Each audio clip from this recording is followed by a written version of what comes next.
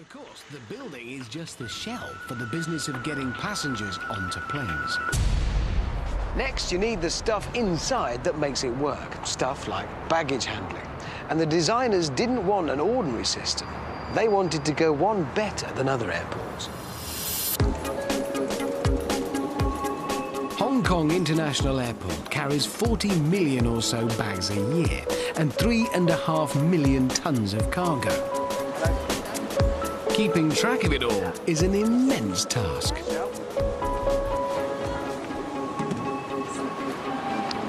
When you check in for a flight, you really want to be confident that your bags are going to come off the same aeroplane as you at the other end of your journey.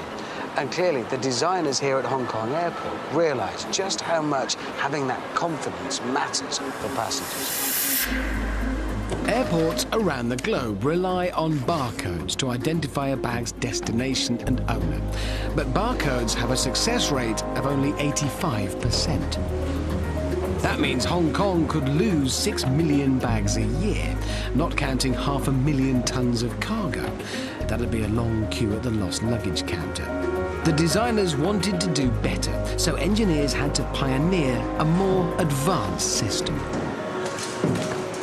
They wanted technology that allowed bags to be scanned at a distance and with greater accuracy.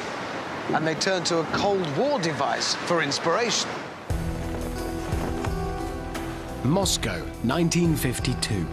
A security sweep revealed a bug at the American embassy, hidden in a replica of the Great Seal presented by the Russians over 6 years before. It was a revolutionary passive device operating without any kind of internal power supply. Baffled, the CIA called it the Thing. But with no sign of a battery to power the bug, how was the signal being transmitted? The answer provided the solution to creating Hong Kong's new baggage handling system.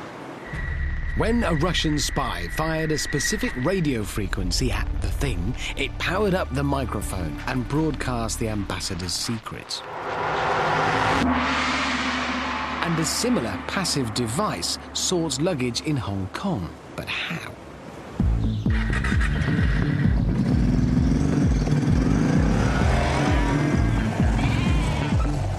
Funnily enough, spy bug technology is useful for sorting other things that don't know where they're going.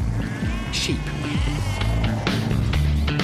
Here at a farm deep in the British countryside, farmer Richard Webber manages his flock with a passive device, just like the Thing. So what have we got here? You've got an ear tag, which is a visual tag, and a microchip. And that is the microchip, that's the heart of the whole thing. That's the microchip. When you excite that, it gives you the automatic number. So that's the key to this entire system? Yeah. All right, and we're actually going to ID one of these lambs now. We're going to do it. Yeah, we are. We're going to put in once it's got that identity, that's its ID number for life, that's who it is. Well, we will link it through the handheld to the mother. So if you would like to hold the lamb. Hold the creature, yes. OK. And I'll put the tag in its ear. You're going to have your ear pierced. That's smart, but it's very fashionable. Right. Now we're going to read the microchip. Right. And so that microchip is talking to the handheld, and that then is going to feed the information. And it's taken it, and now it's asking, what is it, a boy or a girl? It's not labelled, is it? Well, if you look between its excuse me. It's a boy. A boy. OK, so we hit the ram on here. Yeah. And then it says, what breed is it? Sheep. Normally it's a Suffolk if it's got a black face. Right. So it's a Suffolk, and all done. So from now on, whenever that machine ignites this thing and sets this thing into action, it'll identify itself and it'll trigger all of that information. So the luggage, the sheep, has been tagged with a radio frequency identification chip, or RFID tag for short. But how does this tag help a farmer sort a flock of thousands?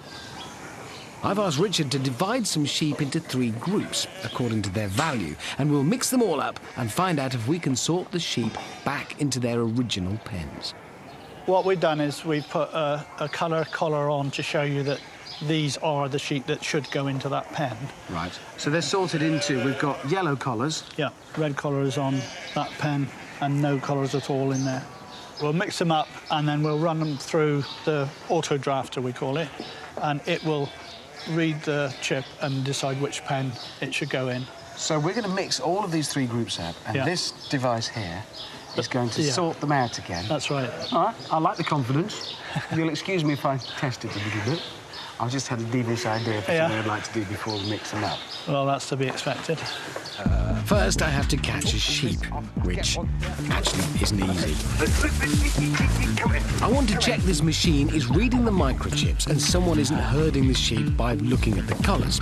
The only thing to do is mix up some collars and see if the sheep are still sorted accurately.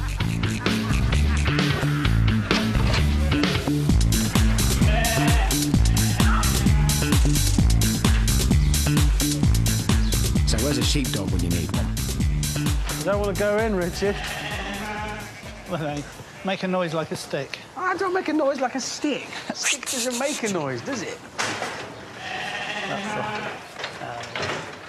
Right, that's the 3 groups, thoroughly mixed, and now we're going to sort them. Yep. I'm guessing with this. Yep. OK. Here we go. It's a yellow collar. Now, if it's a genuine yellow collar sheep, it should go straight on. One door shut, and the other one opens, and it sent that one straight ahead. Yep. This is sort of hypnotic, watching it sort. Red. Reds, that's correct. This sheep sorter sends a radio wave to activate the ear tag's passive microchip, exactly like the spy bug. The tag replies with its number, and the computer checks its records for the sheep's value, then decides where to send the sheep, regardless of collar. And you don't have to do... You're not doing anything. No, you could actually go and have some lunch if you wanted. So the advantage of doing it this way is it can be done at a distance. You don't have to be there or read a barcode. It just... They talk to one another automatically and sort them. That's right, and it is accurate. It's so accurate that I'll bet you 100 quid that your yellow collar and your red collar is in that pen. There will be one without a collar in that pen, and there will be one without a collar in that pen. A farmer just bet me money. I'm not going to take that way. All right, fair enough. If you're that confident, we'll see if it has worked. OK. OK, so we're looking for a red collar and a yellow collar in here. Oh, I can see the yellow one already. That's the yellow collar. Yellow collar here.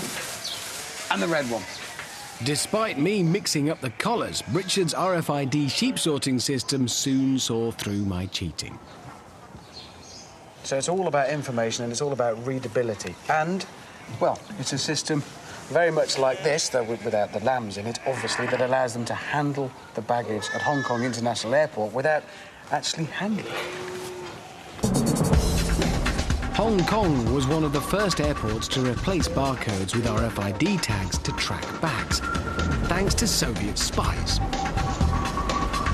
The luggage can be sorted accurately at high speed. 40,000 every 24 hours getting to the right plane 97% of the time.